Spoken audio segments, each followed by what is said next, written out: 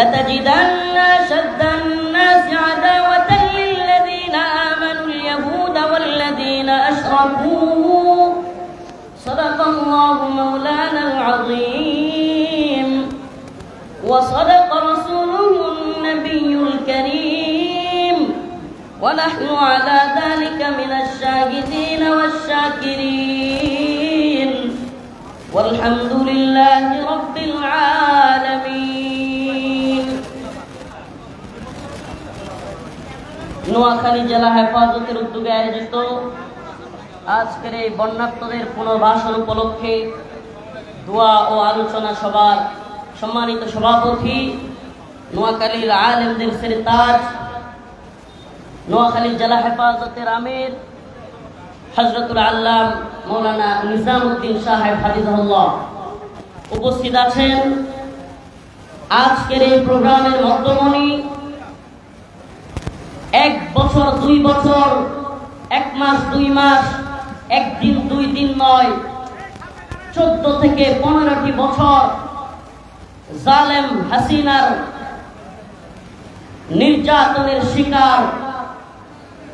নির্যাতনের শিকার হয়ে 14-15টি বছর কারাগারের বদ্ধ কুঠুরিতে কাটানো তাওহীদের মুয়াজ্জিন শাইখুল হাদিস আল্লামা জসিমউদ্দিন রহমানী হাফিজাহুল্লাহ পথে আছেন উম্মাহ দরদি রাহবার, উম্মার জন্য যার মন কাঁদে, সব সময় যার মধ্যে উম্মার ফিকির দেখতে পাই, শাইখুনা হারুন ইজহার হাফিজাহুল্লাহ।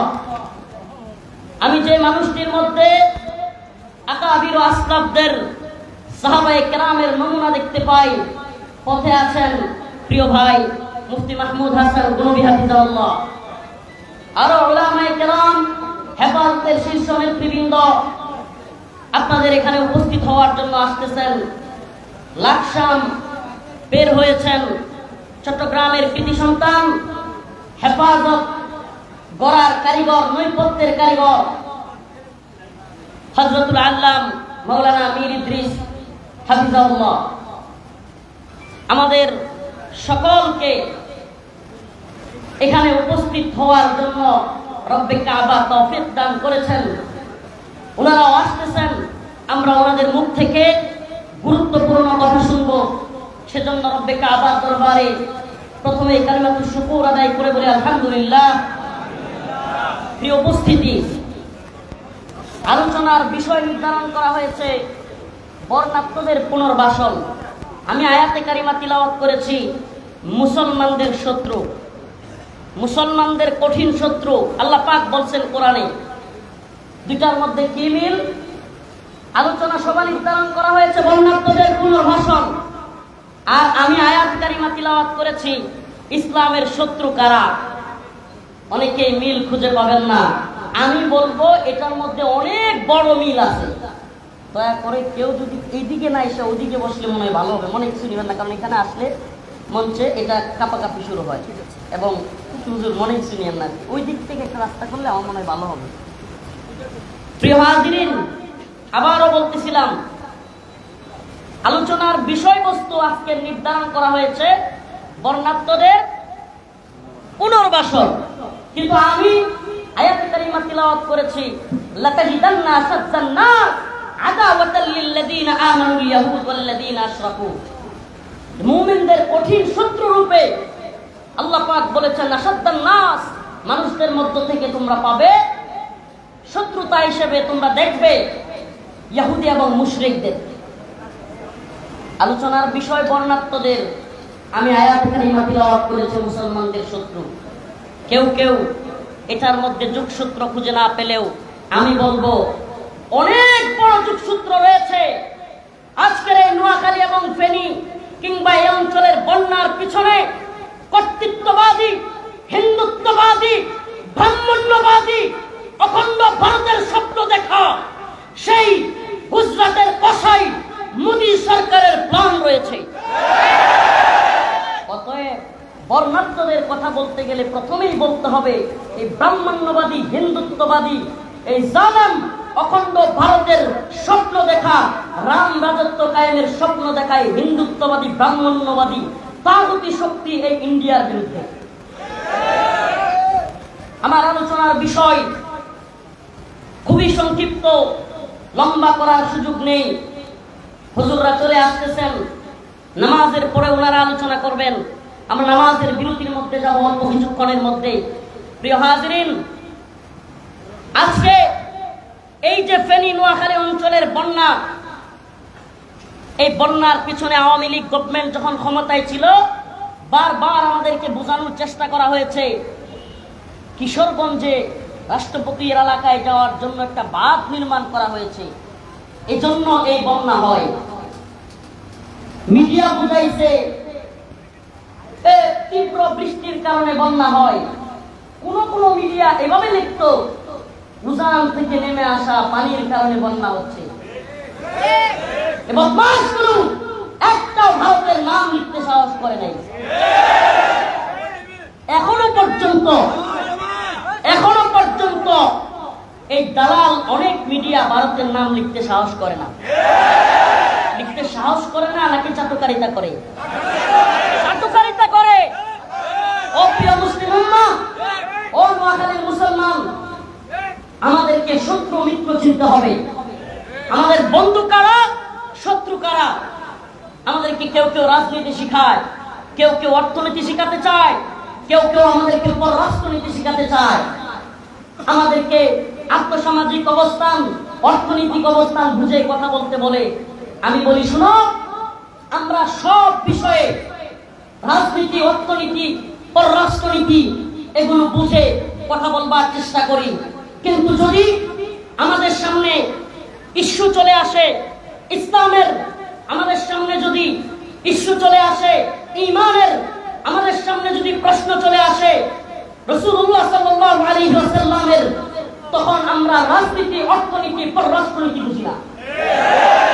খুব ক্লিয়ার বুঝতে হবে, আমরা পররাষ্ট্রনীতি বুঝি, আমাদেরকে পররাষ্ট্রনীতি বোঝানোর দরকার নাই। আমরা পররাষ্ট্রনীতি বুঝি মানি, কিন্তু পররাষ্ট্রনীতির নামে নত জানু প্রভু এবং কৃতদাসের পররাষ্ট্রনীতি আমরা মানি না। আমরা আবার বলছি, আমরা যে প্রশ্নে ভারত বিরোধী, কিসের প্রশ্নে?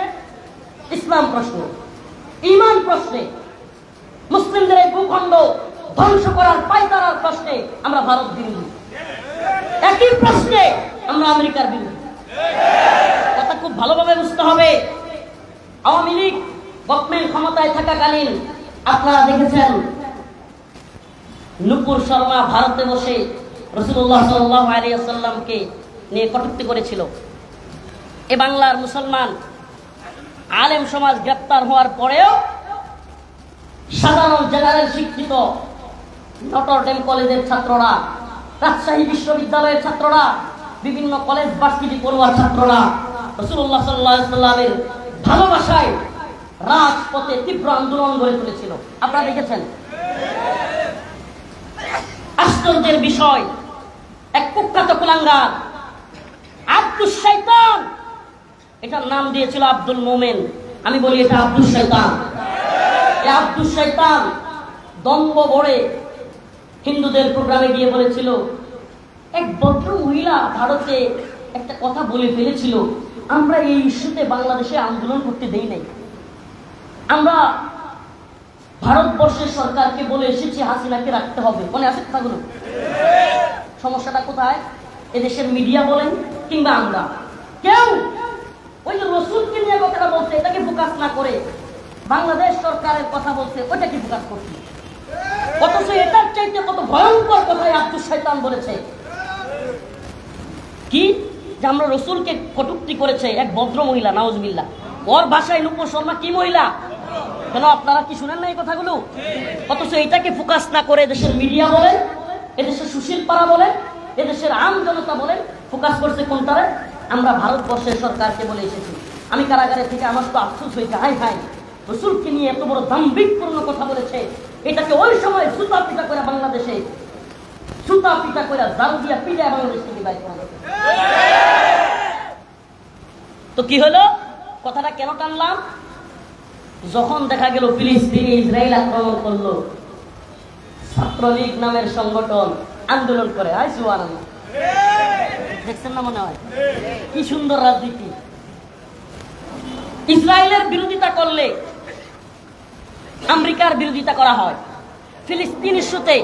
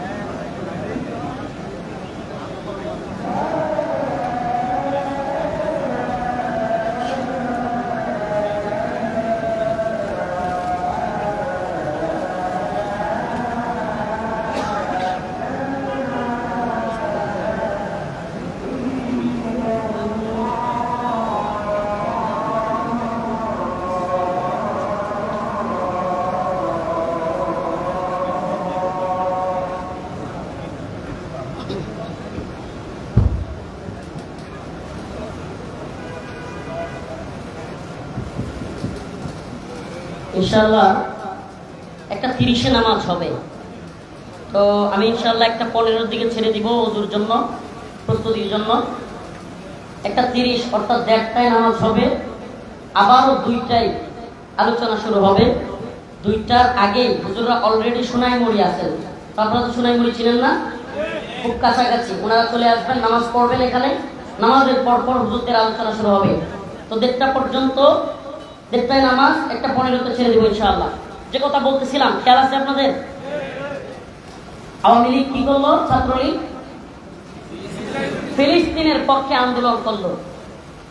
ফিলিস্তিনের দরদ নাকি আমেরিকার বিরোধিতা? যদি তোদের প্রকৃত ইসলামের দরদ থাকতো নুপুর শর্মাই শুধু আন্দোলন করে দেখাইতি। কথা বলেন, নুপুর শর্মাই শুধু আন্দোলন করে দেখাইতি, বুঝতাম ইসলামের প্রতি দরদ আছে। একটা কথা একটু তিতা লাগবে, কিন্তু এটা বলে ফেলি। যদি আপনার ইমান দলের ইমান হয়, যদি দলের ইমান আপনার ইমান হয়, দলের ধর্ম আপনার ধর্ম হয়, নেতার ধর্ম আপনার ধর্ম হয়, নেতার ইমান আপনার ইমান হয়, তবে মনে রাখবেন আওয়ামী লীগ যেমন ভারতের দালালি করতে গিয়া, ভারত পিঠে দেখাইতে গিয়া ইসলাম এবং ধর্মীয় ইস্যুতে ভারত বিরোধিতা করতে পারে নাই, নেতাদের অনুসরণ করে কর্মীরাও ভারত বিরোধিতা করে নাই, তেমনি ভাবে আগামী দিনে আমেরিকা ইস্যু আসলে আপনি বিএনপির লোক, আপনি আমেরিকার বিরোধিতা করতে পারবেন না। মুসলমান কথা ভালোভাবে বুঝবেন, খালি আওয়ামী লীগকে দোষ দিবেন না। গণতান্ত্রিক রাজনৈতিক দলগুলোর এগুলোর অবস্থা মুদ্রার পিঠোপিঠ। আপনাদেরকে বলি, ইসলাম ইস্যুতে যদি আপনি সবকিছুর উঠতে উঠতে না পারেন, আপনি মুমিন নন, আপনার মধ্যে নিফাক আছে। কথা ভালোভাবে বুঝবার চেষ্টা করেন। আওয়ামী লীগ ইসলাম ইস্যুতে, ঈমান ইস্যুতে ভারত বিরোধিতা করতে পারে নাই। নেতা নেত্রীরা ভারতের পাঁচটা গোলামি করেছে, ভারতের প্রভু মেনে, ভারতকে প্রভু মেনে নিজেরা দাসত্বের ভূমিকায়, নিজেরা গোলামের ভূমিকায় অবতীর্ণ হয়েছিল। আমরা জানতে চাই, আজকে আপনি যারা বিএনপি দাবি করেন, আপনি বিএনপি করেন, আগামী দিনে আমেরিকা যদি, আমেরিকা তো ইসলামের সবচাইতে বড় শত্রু, সাপের মাথা। আমেরিকা হলো ইসলামের সবচাইতে বড় শত্রু, সাপের মাথা। এই যে সন্ত্রাস বিরোধী আইন নামে সাধারণ আলেমদেরকে, মুসলিমদেরকে হয়রানি করার এই আইন, এটা বানাইছে এই আমেরিকার রেল কর্পোরেশন। তাইলে আগামী দিনে আলেমরা যদি ইসলাম প্রশ্নে, ঈমান প্রশ্নে, দ্বীন প্রশ্নে আমেরিকার বিরোধিতা করে, আপনি কোন পক্ষে থাকবেন, তখন আপনার ঈমানও টের পাওয়া যাবে। এত খুশি হয়েন না হুজুররা আওয়ামী লীগের বিরোধিতা করে, হাসিনার বিরোধিতা করে। আরে শুনেন, আমরা যেমন ইসলাম প্রশ্নে ভারত বিরোধী, ইসলাম প্রশ্নে হাসিনা বিরোধী, ইসলাম প্রশ্নে আমেরিকার বিরোধিতা করতেও বর্তমান সরকার যদি ন্যূনতম ইসলাম বিরোধিতার দুঃসাহস দেখায়, আমরাও তাদের বিরোধিতা করতে ন্যূনতম সময় ব্যয় করব না। এটাই ঈমান, এটাই ঈমান, এটাই ঈমানের দাবি। সময় কম, স্লোগান দরকার নাই, কথাগুলো বুঝবার চেষ্টা করেন। অগ্রিম বলে রাখি, যাতে আমাদেরকে পরে যায় না বলতে পারেন, ছবি তুইলা আনন্দ প্রকাশ কইরা এত খুশি আর উদযাপন করার সময় নাই। একটু ভালোভাবে বুঝতে হবে, অমুক নেতা তমুক নেতার সাথে সেলফি তুইলা হাসাহাসি করে, মুসাফা কোয়ালাকুলি কইরা হাসাহাসি আর আনন্দে মাখামাখি হওয়ার সময় নাই। 4 দিন পরে পস্তাবেন, দেয়ালে মাথা ঠুকাবেন, হাই হাই কি করলাম, হাই হাই কি করলাম, কার সাথে গিয়ে মিললাম। মনে রাখতে হবে, সতর্ক থাকতে হবে। আমরা হেফাজতে ইসলাম, ইসলামের প্রশ্নে হব, হেফাজতে ইসলাম হবে ইসলামের প্রশ্নে ব্যানগার্ড, হেফাজতে ইসলাম হবে ইসলাম প্রশ্নে অতন্ত্র প্রহরী, হেফাজতে ইসলাম হবে দল মতের ঊর্ধ্বে উঠে, রাজনীতির ঊর্ধ্বে উঠে ইসলামের জন্য জীবন দেয়ার শাহাদাতের নজরানা পেশ করার সংগঠন। কথা ভালোভাবে বুঝতে হবে। আমরা যারা তরুণ আছি, আল্লাহ মাফ করুক, আল্লাহ মাফ করুক। আবারও বলছি, বেয়াদবি নেবেন না, অহংকার নয়, শুধুমাত্র জানানোর উদ্দেশ্যে। আরে আমি, আল্লাহ মাফ করুক, নিজের অবস্থান জানানো নয়। সবাই জানেন আমরা কে কি অবস্থায় আছি, কার কতটুকু জুলুম, এটা সবাই জানেন।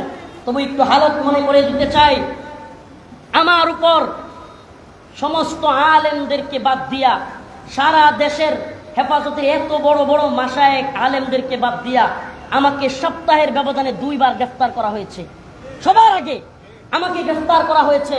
শুধু তাই নয়, গ্রেফতার করে শুধু ক্লান্ত হয় না এরা। আপনারা জানেন এই জালেমের দল এমনও করেছে, আপনারা যখন জজবা দেখান তখন আমাদের এগুলো মনে পড়ে, আমরা এগুলোতে গা বাসাই না। আপনারা যখন স্লোগান দিয়ে নিয়ে আসেন তখন আমরা এই স্রোতে গা বাসাই না। কেন বাসাতে পারি না? এমন দিন গিয়েছে কারাগারে, যেই রুমে আছি সেখান থেকে বেরোতে দেয় না দীর্ঘদিন।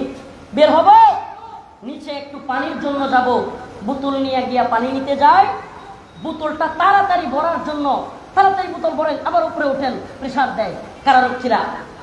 একটু বেশিক্ষণ আকাশ দেখার জন্য, এই দুনিয়াটা দেখার জন্য বোতল না ভরে দাঁড়ায় থাকতাম। এই দিনগুলো আমাদের গিয়েছে।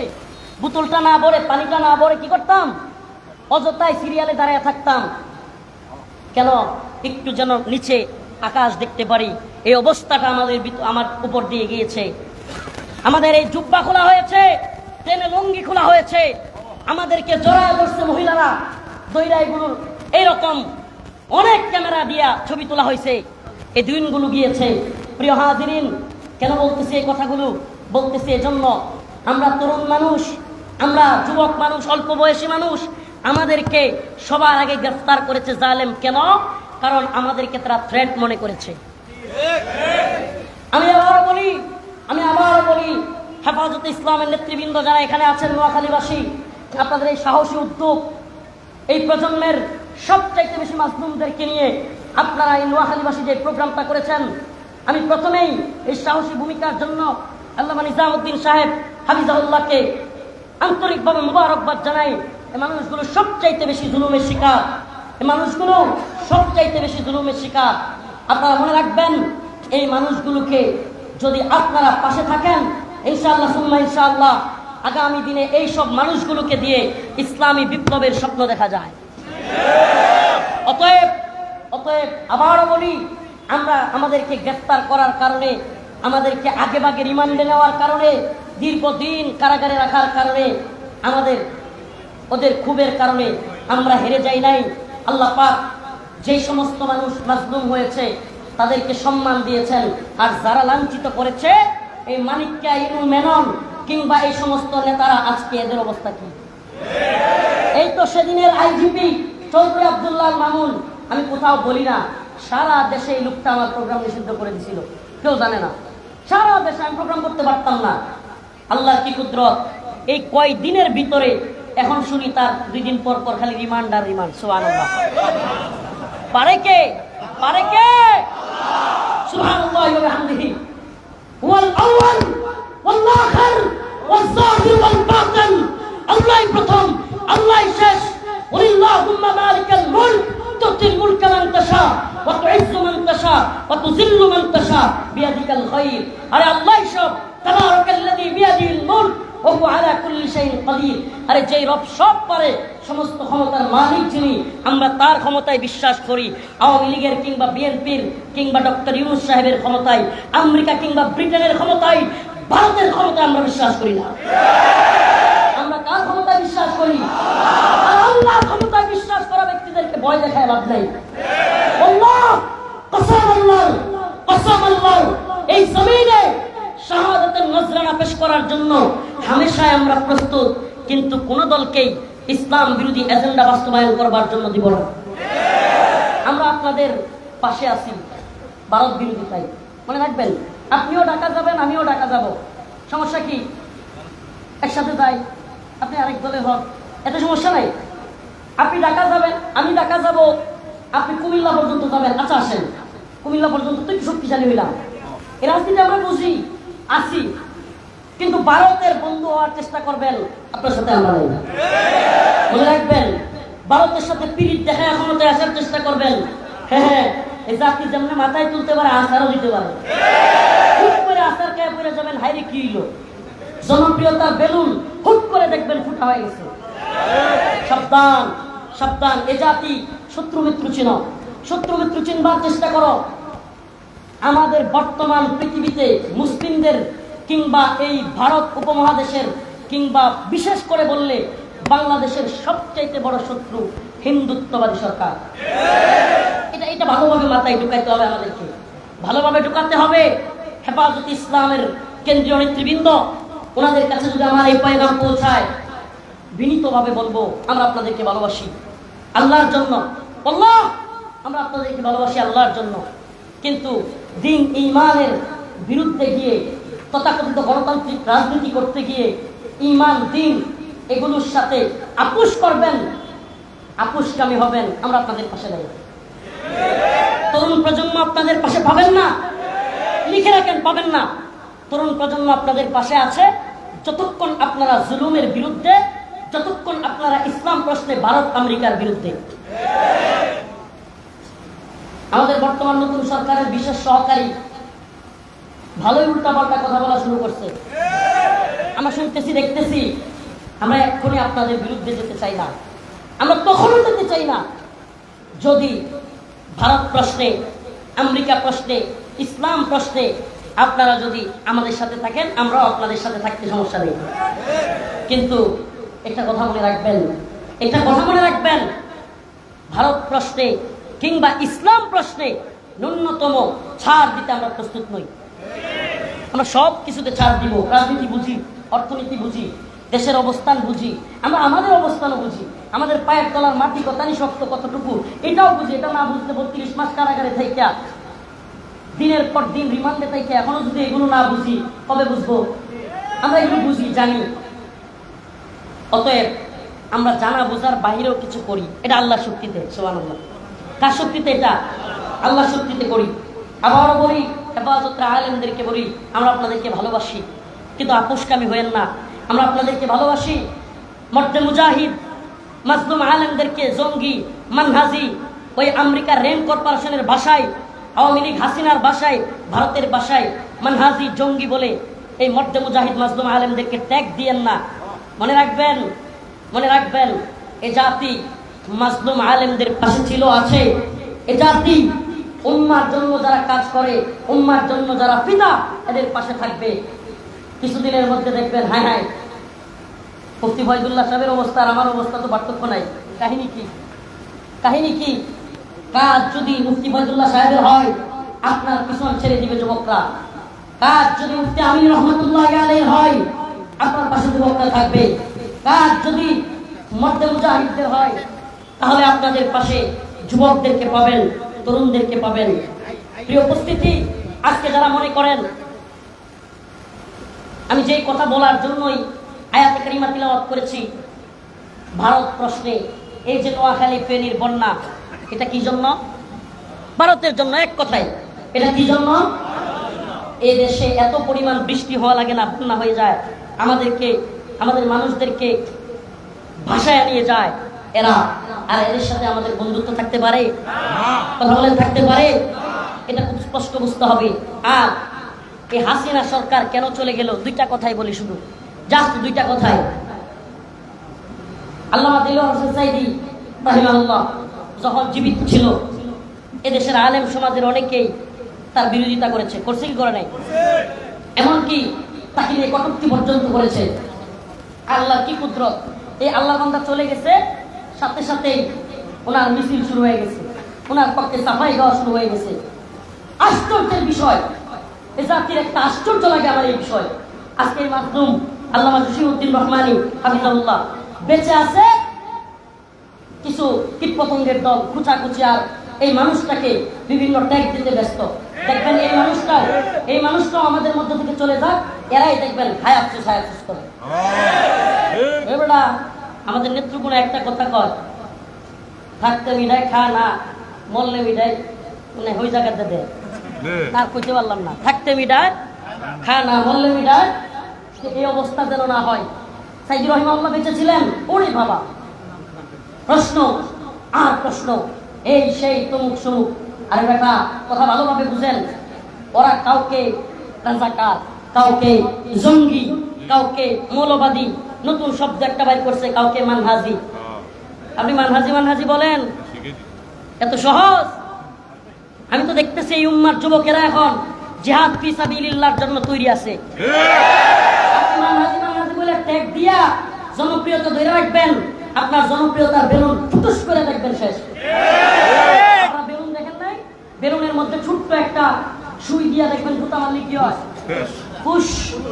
তা আপনার এই উম্মার যুবকেরা এখন, এই উম্মার শারদুলেরা এখন দাওয়াত এবং জিহাদের ময়দানে অবতরণ হওয়ার জন্য তৈরি। আর এই যুবকদেরকে তন্ত্রমন্ত্রের লাড্ডু খাওয়াইবেন, লাত্তি মারবে লাড্ডুর মধ্যে। এই যুবকেরা এই লাড্ডু খাইতে চায় না, জোর করে খাওয়াইতে চায় না, বমি করে আপনার শরীর মাখায় ফেলবে। সাবধান হয়ে যান, সাবধান হয়ে যান। আমি গণতান্ত্রিক রাজনৈতিক দল করা এই অবুজ দিনী ভাইদেরকে বলতে চাই, আপনাদের সাথে আমাদের শত্রুতা নাই। চেষ্টা তো করেছে অনেকে, আপনারাও করবেন, করতে থাকেন, কিন্তু ব্যর্থ হবেন, মনে রাখবেন। পুরো পৃথিবীর 1 ইঞ্চি ভূখণ্ডে এই তন্ত্রমন্ত্রের ধ্বজাধারীদের মাধ্যমে, তন্ত্রমন্ত্রের মাধ্যমে, এই তন্ত্রমন্ত্রের ভোটের মাধ্যমে পুরো পৃথিবীর 1 ইঞ্চি ভূমিতে ইসলাম বিজয়ী হয় নাই, হবে না। ইসলামী হুকুমত প্রতিষ্ঠিত হয় নাই, হবে না। অথচ দিকে দিকে আমরা দেখতে পাই দাওয়া এবং জিহাদের মাধ্যমে আফগান, মালি, সোমালিয়া, ইয়েমেন, বিভিন্ন জায়গায় ইসলাম বিজয়ী হয়েছে। আমার বক্তব্য মোটামুটি এখানে শেষ।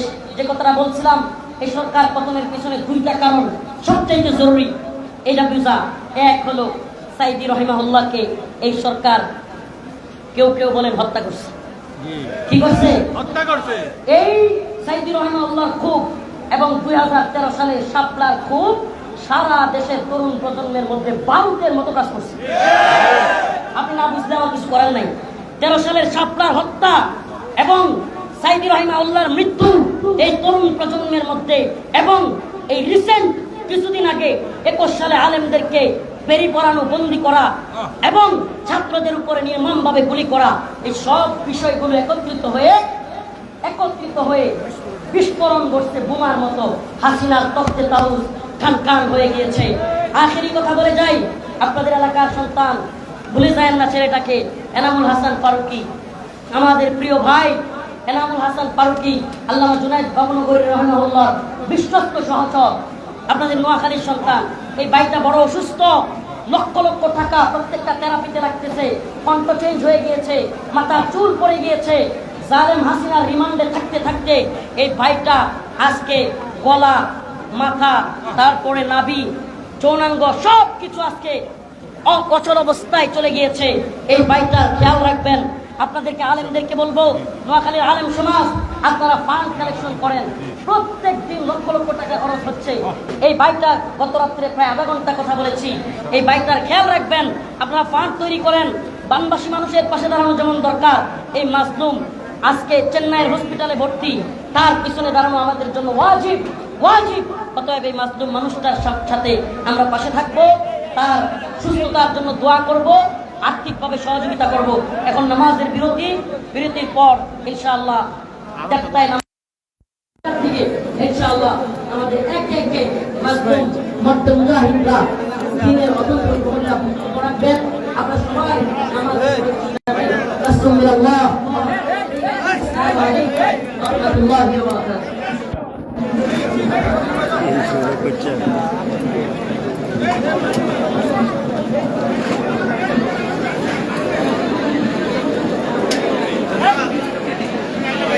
Finish down.